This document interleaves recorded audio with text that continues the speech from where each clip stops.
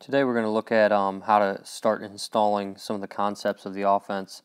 So the way we're going to start this is first day of your mini camp or your first practice, or however your program is set up to run. This is going to be the first play that you're going to install. This is the basis of the entire offense. It's Indy, which stands for inside zone. Some of the teaching points are they both start with I. Right? Indy starts with I, inside zone starts with I. Okay, so you'll call Indy right or Indy left. All right, now let's take a look at the front that you'd see. So again, we're just going to go against a standard 40 front. So you're going to have a nose, your tackle, two ends, your backside backer, and your mic. Okay, so if we were to call Indy right here, and you have the coaching points on your offensive line sheets that are in your package that you got there. So basically what's going to happen is you're going to inside zone step, 6-inch step, lateral drive downfield, downfield, downfield, trying to square these guys up. Okay. The mesh for the quarterback, the tailback is going to line up 7 to 8 yards depending on how fast he is. If he's a quicker kid, you might want to deepen him up just a little bit so it times up. Quarterback is going to take a 45-degree drop step with his left foot. Okay, so he's going to open up, and the tailback is going to go straight downhill, meshing towards the inside shoulder of the guard in the A-gap. The quarterback is going to mesh. His eyes are going to go directly towards the defensive end. He's going to read that defensive end. If the defensive end closes or wrong arms or tries to tackle the tailback, he's going to pull the football. Okay? So that's some of the stuff that we already went over in the initial clinic film. Now we're going to go into how to put it together, how to package it at the same time. So while you're doing this with the offensive line, timing it up with the quarterbacks and tailbacks, what's going to go on behind the scenes will happen with the wide receivers. So during those periods where you're installing, the blocking schemes to the left, to the right, to the different fronts and whatnot, at the same time, the receivers are going to be down at the other end repping their routes. You're going to be installing the routes. So the route combinations that go with Indy. So if we were to just call spread Indy and then clap, okay, the wide receivers would be running bubbles, and then the outside receivers are going to block the most dangerous guys. So it might be an inside linebacker, it might be a corner, but you're going to teach them to block the guy that's going to make the tackle first if we were to throw the bubble. Okay, now here's the key selling points to the receivers. You have to run your bubble as hard as possible every single time, because every single time you call Indy, you're going to be a part of the play. So for example, if the quarterback comes out there and he sees that the Sam backer is going to do this, and Indy's not going to be a good play, he's going to turn, tell the tailback on the fake that he's not going to get the ball here pre-snap, and he's going to turn and throw the bubble. Okay, the whole offensive line, it's going to happen so fast that you won't get. We've never once been called for blocking downfield. You're going to still zone block, and you're going to toss the ball out here to the H. Now, what really speeds this offense up is the fact that we can call ditto, or hot right after you run this play, and now maybe the Sam backer goes out and lines out up here. Okay, well now we want to run the football. Okay, so you call ditto. Everybody's doing the exact same thing, but this time you might hand the ball off. Okay, well let's say on that play your defensive end closed and tackled the running back. Okay, for no gain, 2-yard gain.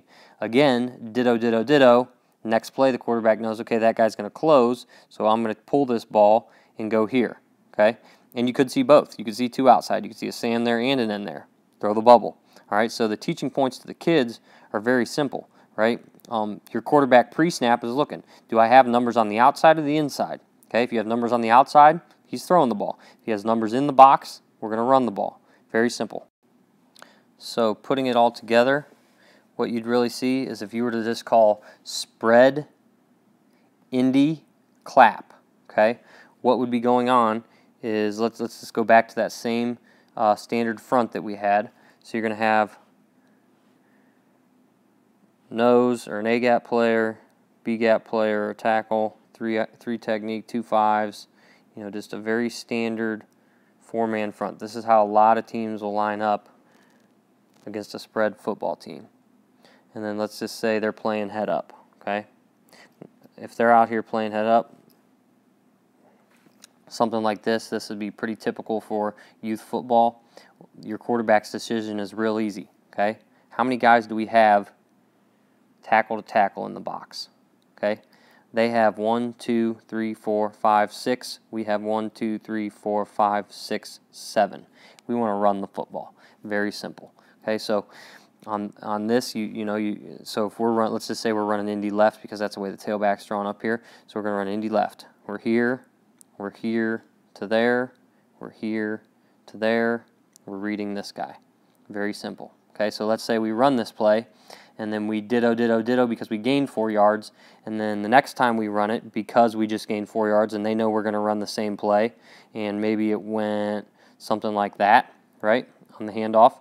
Well, now let's say this guy starts creeping down here in the box, and he's going to blitz. Okay, well, we made a ditto call, so on the next play, quarterback's going to throw the bubble, right? Because remember, on every play, they're going to block the guy that's the most dangerous, and we're going to run the bubble, right? So there's 3 options on every single time we run this play. Now, how else can you attack the defense? Maybe sometimes you can manipulate it to look the way you want it to look. Okay, so let's take a look at some of that. Okay, now here's how you as a coach can take some of the thinking off the kids. Okay, so let's just say we come out and we call spread stack for coaching reasons, right? So the reason you would do this is, let's say we're getting the same front. Okay, but now you were getting those backers creeping down in there every single time, and it was taking away some of the other plays that you wanted to run, and you knew that you wanted to rush the football against this team. Okay, well, if you go stack, they have a couple of options. One, they can leave those backers there, okay, play a corner over the top and take their chances with you just tossing the ball out there to the H and the Z on their bubble. So if you were to call Indy out of this, what they would do is they would just, since they're already in their bubble spots, they're just turn around, catch the ball, and these guys are going to block whoever the most dangerous guy is. Okay, so let's just say that they were splitting the difference with your linebackers here, and the corners are playing 4 or 5 yards off, and you throw one out there one time. What are they going to do the next play? I'm guessing they're probably going to widen those guys out. So for you as a coach, that's awesome because now you just pulled more guys even further away from the box, and now you can rush the football. So that's where this offense is good because you can script a lot of this stuff before you ever even play in the game or see how they're going to line up. You know that if you line up and stack, they're going to have to put 2 guys out there on them, and they're going to have to play wider than what they would normally play. So that gives you the box. Now, if you want to throw the bubble out there, okay, the first time you call spread stack Indy, you're going to get, maybe they line up normally like they are in red there, or like they are here, and you throw the ball out there, and the next play they move out. Or maybe they start out here, and then the next time they move in because you were killing them with the run, or maybe they start sending guys. Now you're talking about getting into some of your other route combinations where you can attack in different ways to hit spots that they can't defend when they start moving these guys around. Okay, so that's all stuff that you can do as a coach prior to the game even happening. So you can script these plays well in advance because you know there's only so many options they're going to have. Okay, it's either this or that, right? There's not a lot of ways you can line up to this formation and be, sound in defense. And if you like it, great, keep running it. If you don't like it, scrap it and move on to your next script.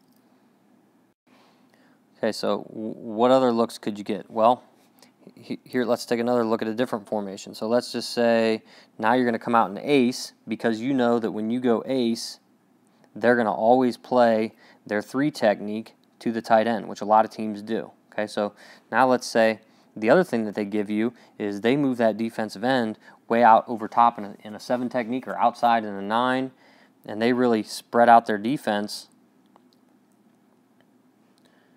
when you put a tight end in there. Okay, so now what happens rule-wise if we were to make the same call? So now we're just going to go ace right, Indy. So let's say we're running Indy. Let's go Indy to the right here. So let's flip the tail back. So let's say we're going Indy right because we like the gaps and gaps and everything over there. So again, you get same,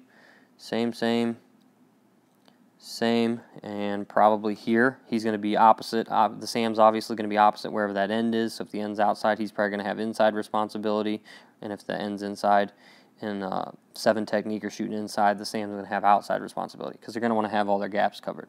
Okay, so now let's say we're running inside zone. Well, remember, what is the tight end's responsibility on every play? It's to block the Sam backer. Well, this is really going to screw up the defense because this defensive end is going to see, oh, that end released to go block that backer. Now what's going to happen? Well, what's going to happen is your tackle is going to kick him out, right? So, again, your tailback's taught to see butts. So he sees a kick out. He's going to see this guy get drove downfield. These two are going to work to this one. So what usually is going to happen is the center is going to get him in, and then you're going to try to work to the outside. But in youth football, the center's going to try to get this guy. The tackle's going to be able to take him, and they're going to work 2-2 there. Okay, and then the other one, you're going right here.